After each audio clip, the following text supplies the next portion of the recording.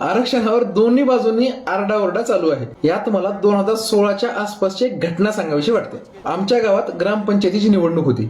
सरपंच पद एससी महिलेसाठी राखीव होतं. त्यामुळे एससी समाजातून 3 महिला उमेदवार उभ्या होत्या. त्यापैकी एक माझी मम्मी होती. माझी मम्मी तुलनेने जास्त शिकलेली होती. घरात शिक्षणाचं वातावरण होतं.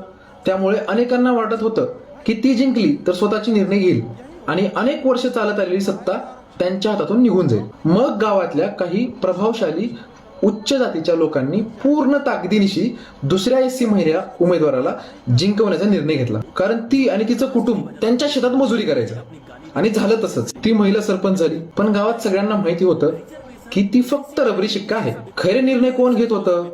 तेच गावातले प्रभावशाली जमीनदार, जे मागच्या 30 ते 50 वर्षापासून गावाची सत्ता चालवत होती. आता तुम्हीच विचार करा, ज्याच्या शेतावर काम करून घर चालतं त्याच्या विरुद्ध निर्णय घेण्याची हिंमत किती जणांची होईल? आणि यात मी अजून पैसे वाटण्याचा मुद्दाच काढलेला नाही. ज्याच्याकडे शेकडो एकर जमीन आहे, वर्षानुवर्ष सत्ता आहे आणि निवडणुकीत पैसा लावण्याची ताकद आहे, तो ज्या उमेदवाराला उभं करेल किंवा पाठिंबा देईल तो जिंकणार की नाही? म्हणून मला त्या महिलेवर टीका करायची नाही, कारण हा तिच्या क्षमतेचा प्रश्न कधीच नव्हता. हा परिस्थिती, आर्थिक अवलंबन आणि सत्ता संबंधाचा प्रश्न होता. आता एक गोष्ट लक्षात घ्या, इथे 2 प्रकारचे आरक्षण होते.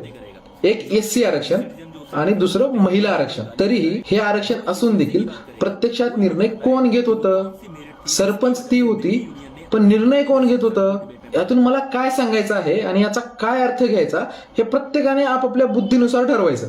पण आरक्षणावर एवढं वातावरण तापलेलं असताना मला ही घटना सांगावीशी वाटली. तुमच्या गावात ही असा रबरी शिक्का सरपंच किंवा लोकप्रतिनिधी तुम्ही पाहिला आहे का? कमेंटमध्ये नक्की सांगा. मला तुमचे पण अनुभव यावर ऐकायला नक्कीच आवडतील. जय हिंद, जय भारत.